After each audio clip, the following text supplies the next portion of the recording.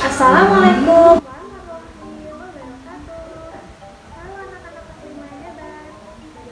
Kalian hari ini, Ibu doakan semoga kalian semua diberikan kesehatan dan semangat untuk mengikuti pembelajaran ya. Nah, anak-anak, sebelum kita memulai pembelajaran hari ini, tidak lupa ingatkan untuk melakukan absensi terlebih dahulu ya. Link absensi sudah Ibu kirimkan di Google Classroom. Jangan lupa mengecek.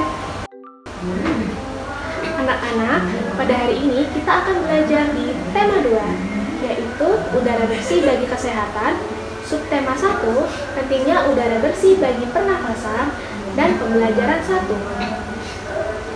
Adapun tema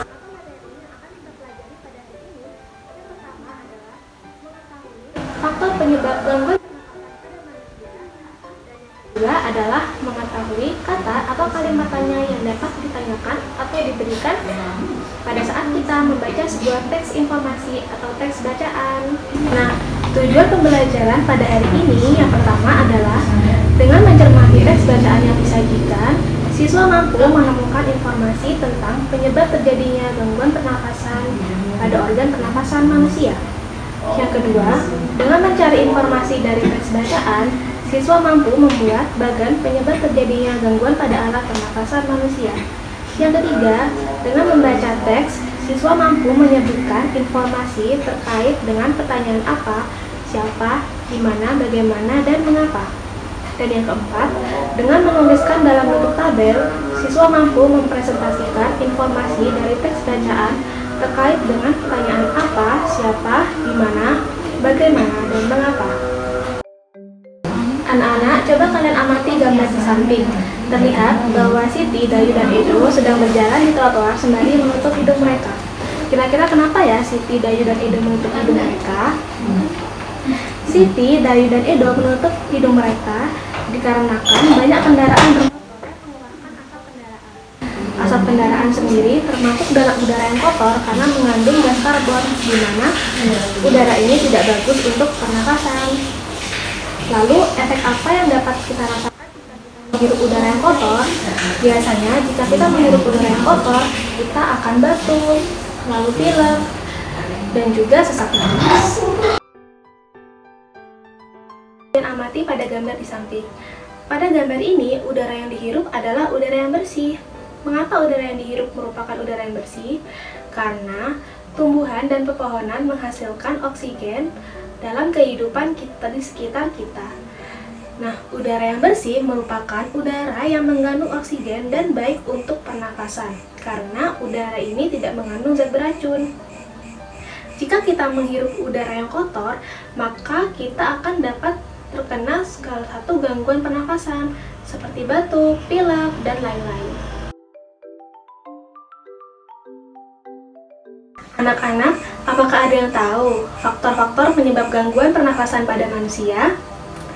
Faktor-faktor penyebab gangguan pada pernafasan manusia dibagi menjadi 3. Yang pertama adalah faktor fisik, yang kedua adalah faktor penyakit, dan yang ketiga adalah faktor lingkungan. Yang pertama adalah faktor fisik. Faktor fisik ini sendiri merupakan faktor yang disebabkan oleh adanya kelainan pada organ pernafasan pada manusia yang telah ada sejak lahir. Contoh dari faktor fisik ini sendiri adalah bayi yang terlahir terlebih dahulu atau lahir secara dini atau bisa dikatakan prematur, di mana organ pernafasannya tidak dapat berfungsi dengan baik.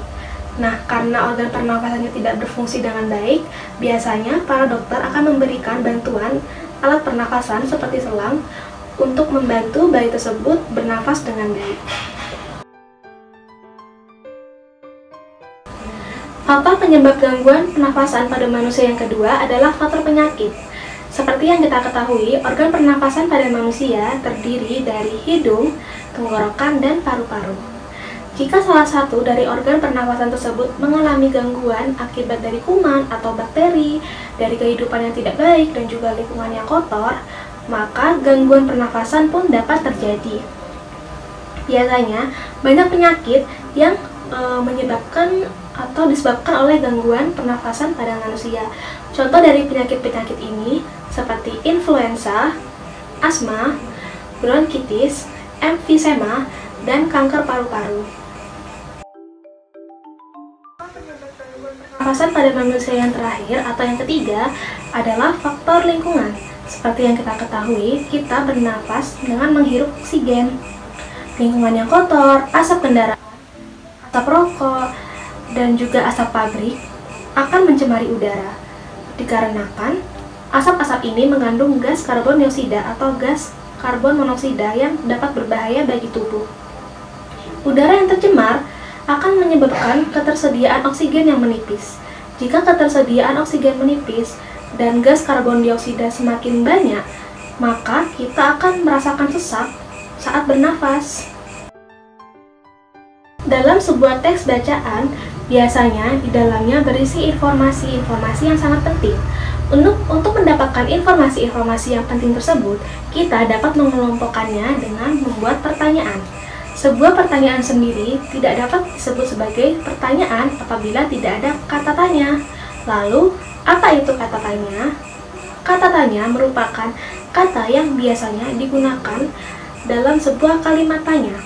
Jenis-jenis dari kata tanya ini sendiri biasanya yang dapat digunakan dalam kehidupan sehari-hari seperti apa, siapa, di mana, bagaimana, kapan, dan mengapa. Nah, lalu bagaimana cara agar mengingat dari jenis kata tanya tersebut dengan mudah? Nah, ibu punya trik nih, anak-anak.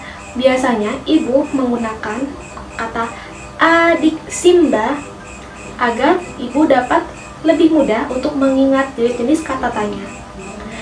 Adik Simbas ini sendiri memiliki kepanjangan ya. Yang pertama adalah huruf A dari kata adik Simba. A ini sendiri berarti apa? Biasanya apa ini merujuk pada suatu hal atau benda. Contohnya, apa arti dari buah ini? Atau apa itu pohon? Seperti itu. Selanjutnya adalah di atau di dari kata adik Simba. Di ini sendiri merujuk pada kata di mana. Biasanya di mana merujuk pada suatu penjelasan tempat atau lokasi. Contoh pertanyaan dengan menggunakan kata di mana seperti di mana rumah Ani? Seperti itu. Selanjutnya adalah huruf K dari kata adik Simba. K ini sendiri bermakna kapan. Biasanya kapan ini merujuk pada waktu. Contoh dari penggunaan kata tanya kapan, misalnya kapan ayah pergi ke Bondowoso? Selanjutnya adalah si dari kata adik Simba. Si ini sendiri berarti siapa. Biasanya siapa merujuk pada orang, pekerjaan, atau jabatan. Contoh pertanyaan dengan menggunakan kata tanya siapa adalah siapa yang memegang jabatan tertinggi di sekolah? Selanjutnya adalah M dari kata adik Simba. M ini sendiri merujuk pada kata tanya mengapa. Contoh pertanyaan dengan menggunakan kata tanya M atau mengapa adalah mengapa ibu pergi pagi-pagi sekali? Biasanya, mengapa ini merujuk pada sebuah alasan atau sebab terjadinya sebuah peristiwa atau kegiatan. Dan yang terakhir adalah bagaimana. Biasanya, kata bagaimana merujuk pada keterangan cara atau proses penjelasan. Contoh pertanyaan menggunakan kata tanya bagaimana adalah bagaimana cara membuat roti? Anak-anak, sekian pembelajaran pada hari ini. Semoga pembelajaran hari ini dapat memberikan wawasan dan pengetahuan untuk anak-anak kelas 5 semua ya. Ibu ucapkan mohon maaf sebelumnya apabila dalam penjelasan materi Ibu memiliki kekurangan. Terima kasih untuk anak-anak kelas 5 yang hebat. Ibu pamit. Wassalamualaikum warahmatullahi wabarakatuh.